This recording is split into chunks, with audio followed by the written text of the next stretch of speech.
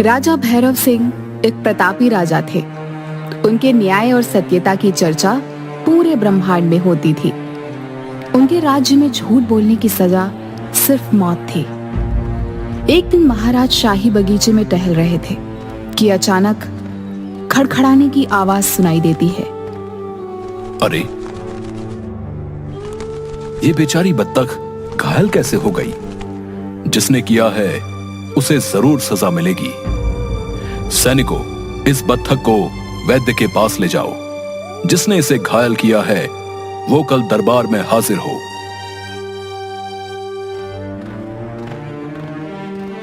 पिताजी, देखो मुझे क्या मिला है। एक सैनिक की तलवार।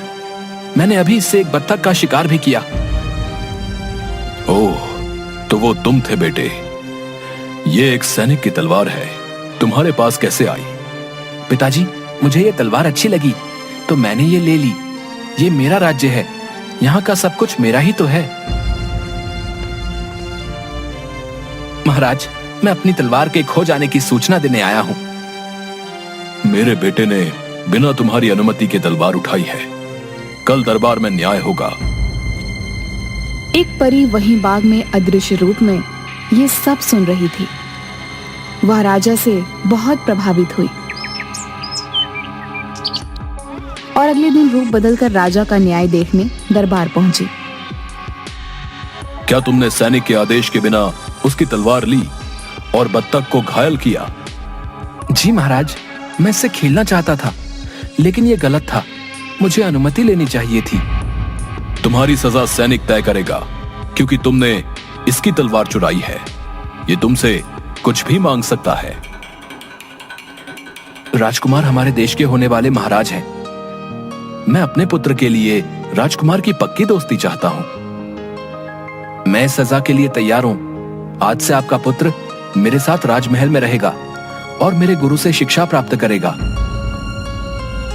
उसे बत्तख का न्याय करने के लिए तुम क्या कहना चाहते हो राजकुमार? उस बत्तख की देखभाल की पूरी जिम्मेदारी लेता हूं। आज से वो बत्तख भी मेरे साथ रहेगी। सैनिक राजकुमार को माफ कर देता है और राजा की जय जयकार होने लगती है। परीलोक में इसकी सूचना देती है। माना कि राजा बहुत न्यायप्रिय है। उसने अपने बेटे को भी न्याय के लिए दरबार में बुला लिया, लेकिन मैं अपने सौंदर्य के जादू के आगे राजा का न्याय भुला दूंगी।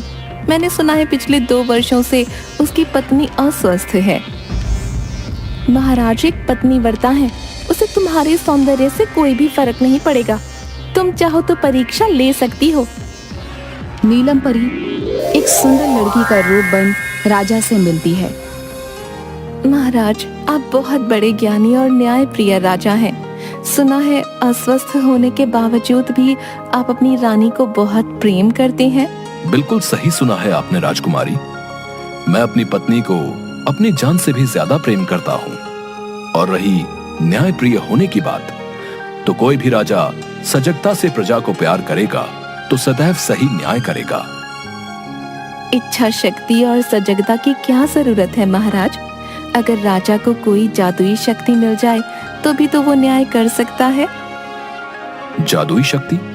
नहीं, मैं ये नहीं मानता।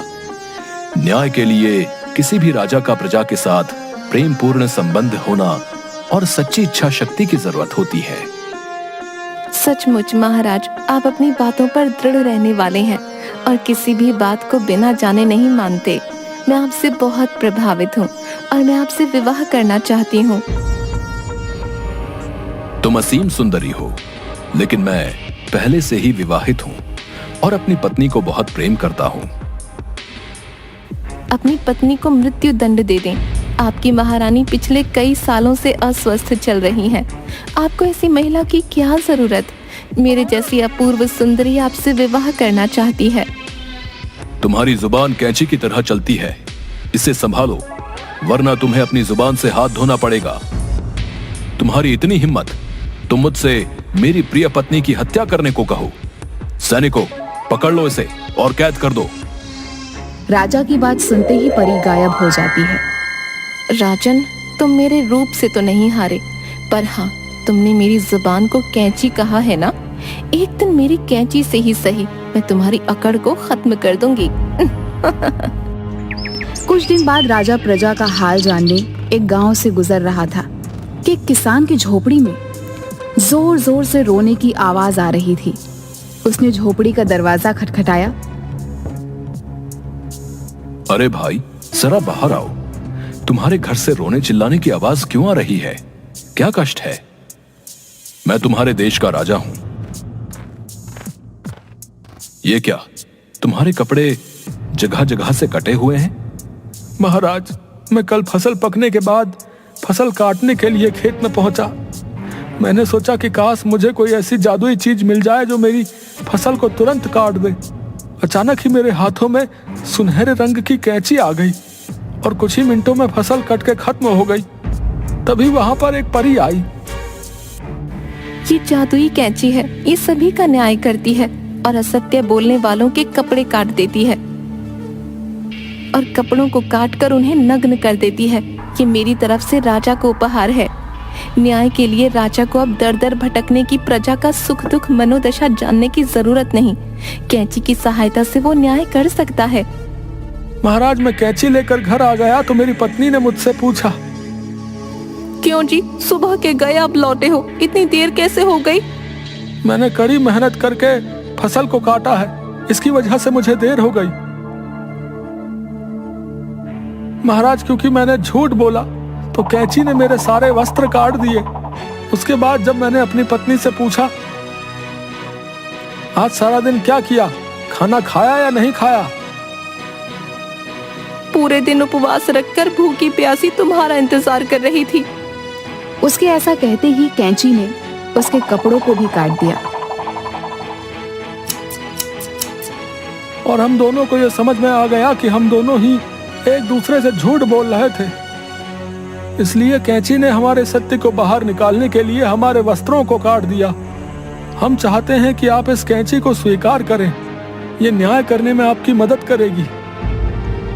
किसान की बात सुनकर राजा ने किसान से वह जादुई कैंची ले ली और राजमहल की तरफ चल पड़ा।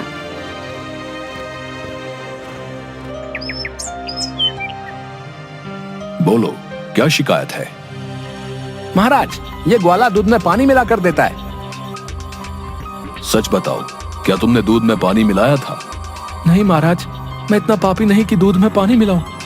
ये व्यक्ति पूरी तरह से झूठ बोल रहा है।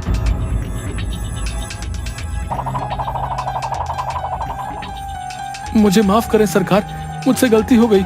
आपकी जादुई कैंची ने भरे दरबार में मेरे कपड़े काट दिए।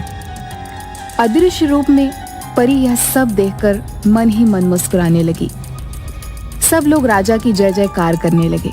इसी प्रकार अब रोज तरह तरह के मुकदमों का फैसला राजा कैंची की सहायता से लेने लगा।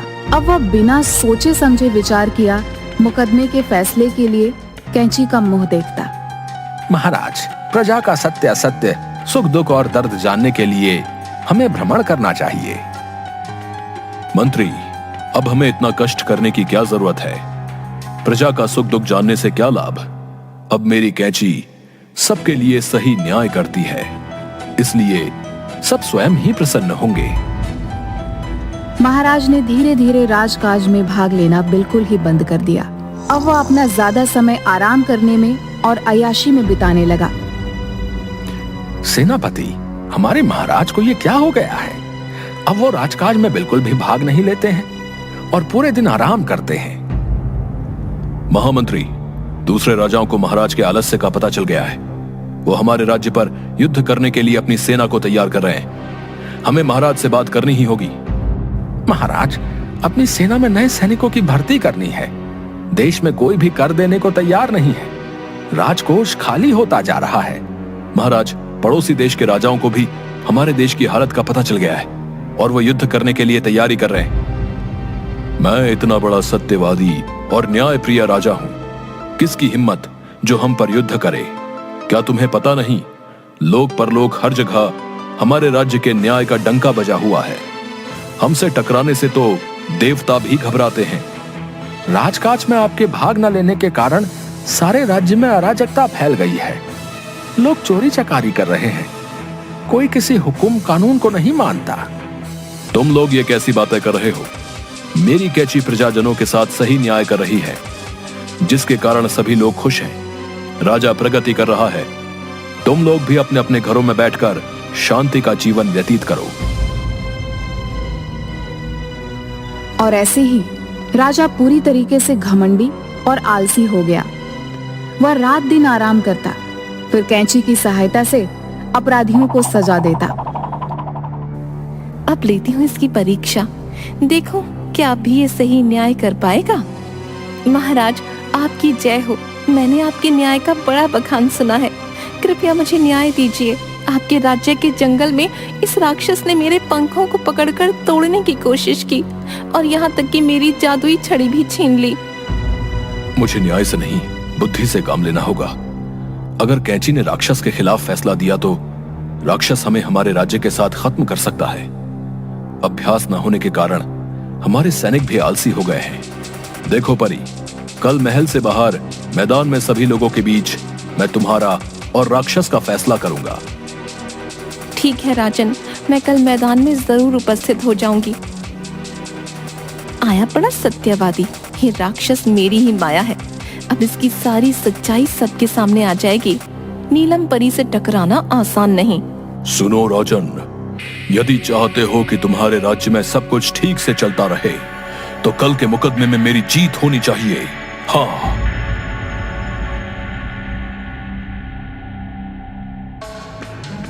परी, राक्षस एक बड़ा ही बलवान और शक्तिशाली आदमी है। उसे भला तुम्हारे पंखों से क्या काम? और वो तो हर काम अपनी शक्ति से खुद ही कर सकता है। तो भला वो तुम्हारी जादुई छड़ी लेकर क्या करेगा? बिल्कुल सही और उचित राजन।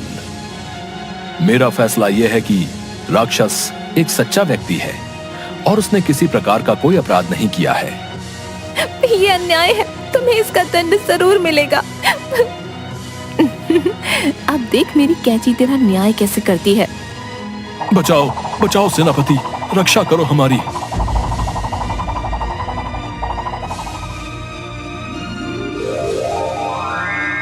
राजन, ये कैंची अब कभी नहीं रुकेगी। तुम्हें अपने आलस्य और नासमझी का फल जरूर मिलेगा। ये कैंची मेरी ही माया है।